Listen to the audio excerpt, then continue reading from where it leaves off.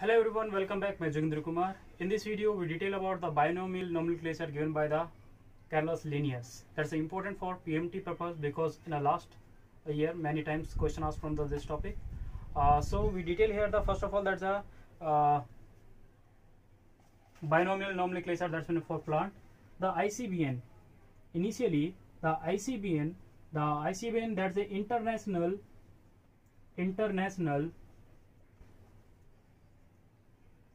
code of botanical nomenclature. यानी botanical nomenclature के लिए आईसीबीएन जो है ये पब्लिश्ड हुआ था 1930 में. देखो पब्लिश्ड हो गया 1930 में, लेकिन जो ये इफेक्टिव हुआ, ओके, इफेक्टिव जो हुआ ये कहां से शुरू हुआ था 1961 से, बट इफेक्टिव शुरू हो गया था, यानी इफेक्टिव फ्रॉम 1961 से. बट फाइनली जब इसको बोलते हैं कि फाइनली इसको एक रूप दे दिया गया, चलो अब इसको अप्लाई किया जाए. तो फाइनली जब इसको अप्लाई किया गया था आफ्टर कुछ करेक्शन के बाद, तो यहाँ पे एक लाइन है कि आफ्टर सम करेक्शन पब्लिश्ड. और वो कब पब्लिश किया था?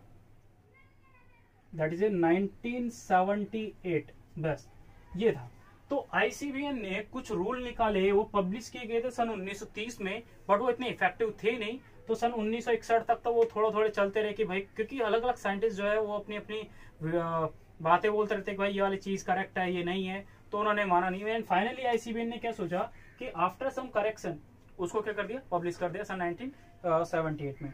अब हम क्या करते हैं, रूल्स ऑफ आईसीबीएन के बारे में बात करते हैं कि आईसीबीएन के कुछ रूल्स थे. ओके, वो रूल क्या थे, हम एक एक रूल के बारे में डिटेल करते हैं जो आईसीबीएन ने रूल दिए थे. तो वो रूल इंपॉर्टेंट है पीएमटी के पर्पज से. ओके, तो हम एक फर्स्ट जो रूल था उसका रूल नंबर 1 के बारे में हम डिटेल करते हैं. तो यहाँ पे एक लाइन ली गई, मैं एनसीईआरटी से एक लाइन कोड कर रहा हूँ. एनसीईआरटी में लाइन लिखी है कि जो बाइनोमियल बायोलॉजिकल नेम है are generally in Latin and if printed they are in italics. Okay, अगर बायोलॉजिकल नेम की बात करते हैं तो जो भी बायोलॉजिकल नेम है, biological name are in Latin. अब आपसे ये पूछा जाए कि वो लैटिन में क्यों होते हैं, तो लैटिन एक डेड लैंग्वेज होती है. क्योंकि जब कार्लोस लीनियस जब पढ़ता था तो डेड लैंग्वेज का मतलब भी क्या होता है, डेड लैंग्वेज और दोज लैंग्वेज जिसका दूसरा मतलब ही नहीं होता है ना. जैसे हम बोलते हैं ना, आप आग को क्या क्या बोल सकते हैं, आग को हम अग्नि बोल सकते हैं, एक और नाम हो गया, बट और भी काफी सारी चीज बोल सकते हैं. पानी को आप जल बोल सकते हो. ओके, या फिर कुछ और भी वर्ड इनके लिए यूज कर सकते हैं.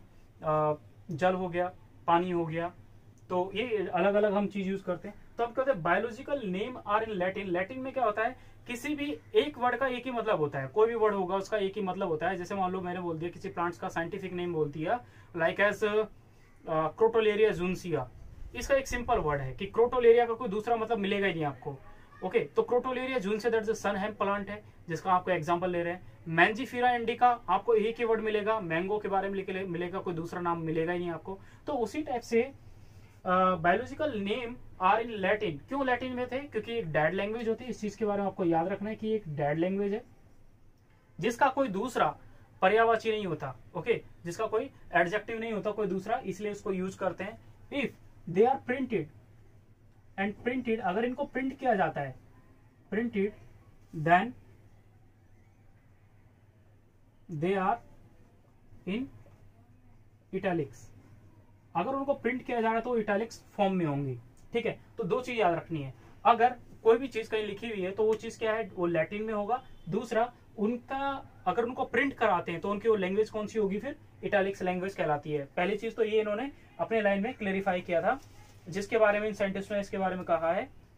एनसीईआरटी की लाइन है, मैं उसको कोड कर रहा हूं. एनसीईआरटी में कहा गया कि the biological name are generally in Latin and written in italics, या प्रिंटेड इन रिटर्न करें या फिर प्रिंट करें तो वो कौन सी फॉर्म में होते हैं, इटैलिक्स लैंग्वेज में होते हैं.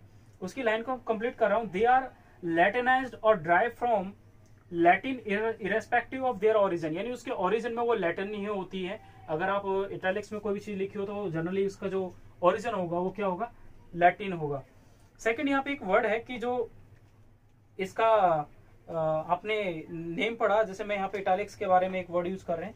अगर आप सेकंड पॉइंट के बारे में बात करें, इफ सेकंड पॉइंट में हम बोलते हैं कि if they are hand written, या फिर मैं एक दूसरा word, the first word is represent the genus and second represent the species और स्पेसिफिक एपिथेट। आपको ये सेकंड नाम याद रखना है, ये इंपॉर्टेंट है। आपसे स्पेसीज पूछे या स्पेसिफिक एपिथेट पूछे, ये दोनों के दोनों इंपॉर्टेंट है। ये वाला वर्ड इंपॉर्टेंट है अपने आप में, ठीक है। और स्पेसिस तो आपको याद रहेगा। तो स्पेसिस एपिथेट जो होता है, जैसे समझने के लिए मैंने यहाँ पे कोई नाम लिखा, तो फर्स्ट नेम तो आपको पता है कि फर्स्ट नेम क्या होगा, फर्स्ट नेम जीनस, ओके। और जो सेकंड नेम होगा वो क्या रिप्रेजेंट करेगा, स्पेसिस को या स्पेसिफिक एपिथेट को रिप्रेजेंट कर रहा है। जैसे आपको लिखा है यहाँ पे मैंने, जैसे मैंजीफेरा इंडिका, मैंजीफेरा इंडिका। तो जो इसमें फर्स्ट वर्ड है Mangifera, that's Mangifera is represent here, that is a genus, and indica is here is species या स्पेसिफिक एपिथेट, स्पेसिफिक एपिथेट। आपको इन चीजों के बारे में याद रखना है कि फर्स्ट वर्ड क्या रिप्रेजेंट कर रहा है, जीनस, सेकंड वर्ड क्या रिप्रेजेंट कर रहा है, स्पेसिफिस और स्पेसीज या फिर स्पेसिफिक एपिथेट। इसके आगे अगर कोई एक और नाम लिख दे तो उसको बोलते हैं हम सब स्पेसीज। मान लो इसके आगे एक और कोई वर्ड हो गया तो उसको बोलते हैं सब स्पेसीज। ये इसके दो पॉइंट हुए। थर्ड पॉइंट में हम बात करते हैं, थर्ड पॉइंट में हम इसकी बात करते हैं कि अगर इस वर्ड को, बाइनोमियल नोमेनक्लेचर को अगर आप लिखते हो कहीं पे, तो सबसे पहले उसको अंडरलाइन करेंगे। ईपीएमटी का क्वेश्चन था, if they are separately return, okay, मैं एनसीईआरटी लाइन को कोड कर रहा हूं, both the word in biological name when hand returns, अगर हैंड रिटर्न उनको करते हैं। तीसरा point, if both the biological name hand return,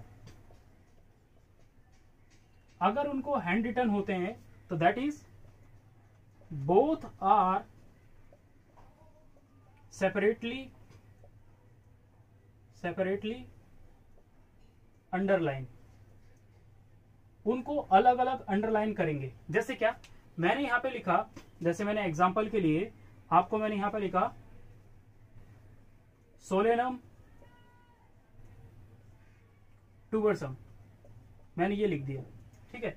तो देखो आपको पहला वर्ड पता है कि ये सोलेनम जो है ये जीनस है, सेकंड वर्ड जो है वो स्पेसिफिक एपिथेट है। तो जो पहला सोलेनम है, ये सोलेनम के नीचे मैं एक अंडरलाइन करूंगा जब मैं इसको हैंड रिटर्न किया, क्योंकि जब मैंने मैंजीफेरा इंडिका लिखा था तो उसके नीचे मैंने अंडरलाइन किया था, तो वैसे ही इसके नीचे भी क्या है, सेपरेटली अंडरलाइन करते हैं।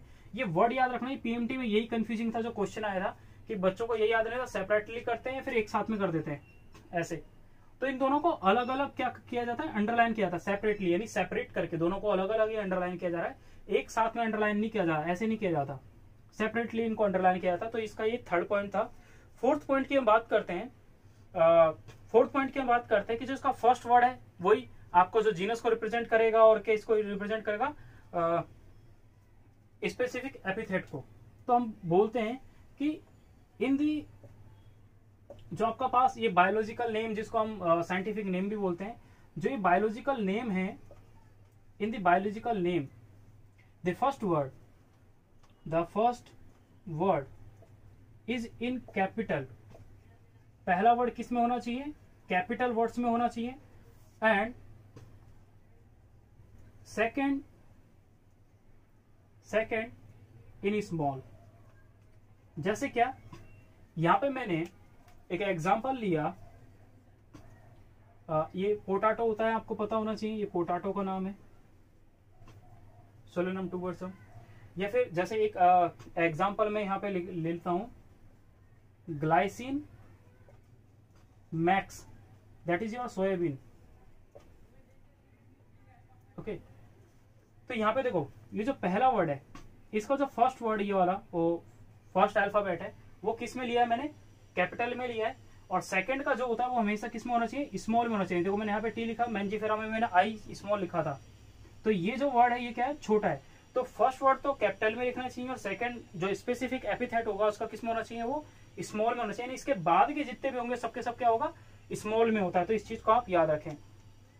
अब इसके कुछ एडिशनल पॉइंट है, एक और पांचवा जो हम जिसके बारे में डिटेल करेंगे, कि जैसे मान लो अगर किसी साइंटिस्ट ने किसी को डिस्कवर किया है, किसी भी प्लांट को डिस्कवर किया है, तो उसके नाम को फाइनली आप किस में लिखोगे, शॉर्ट में लिखोगे। जैसे मैं ये बोल रहा हूं कि जो इसका पांचवा पॉइंट है, हम लिख लेते हैं यहां से कि name of the scientist, name of the scientist described, sorry, who described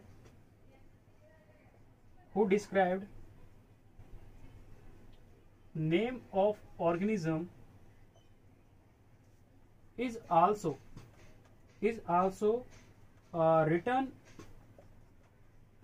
in short form after the biological name, या फिर जिसको साइंटिफिक नेम भी बोलते हैं, scientific name of organism. Okay, जैसे यहां पे एग्जांपल के लिए आप समझें इसको, जैसे एग्जांपल के लिए आप क्या लिखेंगे, Mangifera indica, separately first word is capital, second is in small, both are separately, दोनों को सेपरेटली अंडरलाइन किया गया है। तो इनके बाद जो साइंटिस्ट का नेम है वो ऐसे लिखेंगे। ओके, तो ये सब का सब क्या रिप्रेजेंट कर रहा है, कोई साइंटिस्ट किसी चीज को डिस्कवर करता है, मान लो लीनियस है, तो लीनियस का पूरा नाम नहीं लिखेंगे यहाँ पे, उसको किस में लिखेंगे, शॉर्ट में लिखेंगे। तो शॉर्ट में यहाँ पे लिखा है। ओके, तो कैरलास लीनियस ऐसे नहीं कि पूरा नाम लिख दो उसका, तो हम शॉर्ट में ये लिखते हैं। इसकी नेक्स्ट कंडीशन थी 6 पॉइंट जो आपको एनसीईआरटी में नहीं दे रखा। एनसीईआरटी में अगर क्वेश्चन आएगा तो यहीं तक का आएगा, 5वें पॉइंट तक। छठे क्वेश्चन नॉर्मली हम कर ही लेते हैं कि कुछ साइंटिस्टों ने उस टाइम पे जो रूल थे, उन रूल में एक रूल ये भी था, मैं ओरली बताता हूँ, कि कुछ प्लांट्स में उन्होंने कहा था कि 6 to 12 अल्फाबेट ही एग्जिट करेंगे, उनको एक्सेप्ट करेंगे। जैसे समझने के लिए कि अगर किसी भी बायोलॉजिकल नेम में अगर 6 से 12 अल्फाबेट प्रेजेंट है ना, मैं लिख देता हूं, only 6 to 12 alphabet present in biological name is acceptable, but other जो होंगे, जैसे मान लो किसी में 14 हो गए, 13 हो गए, वो एक्सेप्ट नहीं किया जाएगा। जैसे फॉर एग्जांपल के लिए, जैसे आप बोलते हो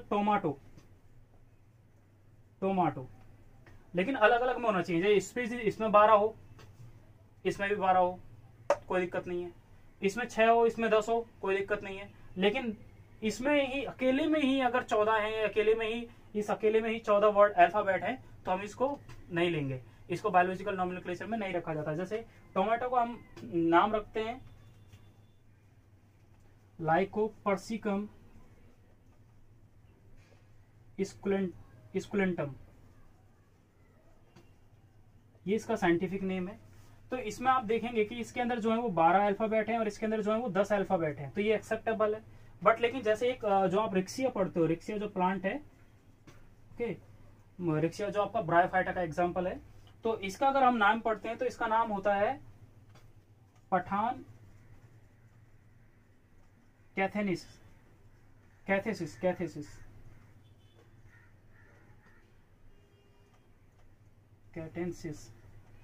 तो ये जो प्लांट है, तो देखो इस प्लांट के अंदर 14 अल्फाबेट पाए जाते हैं। तो 14 अल्फाबेट जो अगर इसके अंदर पाए जाएंगे तो इस प्लांट्स को एक्सेप्टेबल नहीं किया गया।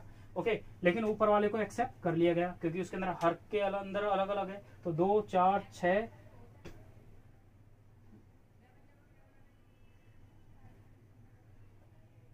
ठीक है, तो इसके अंदर आप देखोगे तो देखो दोनों फर्क इस चीज का है कि एक के अंदर तो कितने हैं, एक के अंदर कितने हैं 14 है, तो उसको एक्सेप्ट नहीं किया कि जिसके अंदर इन बिटवीन 6 to 12 होंगे तो उसको उस अल्फाबेट वाले को एक्सेप्ट कर लिया जाएगा। और लास्ट एक और ये भी है इसमें कि यदि कोई भी प्लांट है ना, अब हम अलग अलग 3 टर्म्स पढ़ते हैं, सिनोनिम्स, टोटोनिम्स और नियोनिम्स, ये सब जो अलग अलग इसके पढ़ते हैं वो हम अलग वीडियो में पढ़ेंगे। एंड यहाँ पर नॉमेनक्लेचर था जो इंपॉर्टेंट था, जो आपको हमेशा याद रखना है, क्योंकि पीएमटी में से 1-2 बार क्वेश्चन पूछे जा सके हैं और पूछे जाते हैं। And thank you for watching video.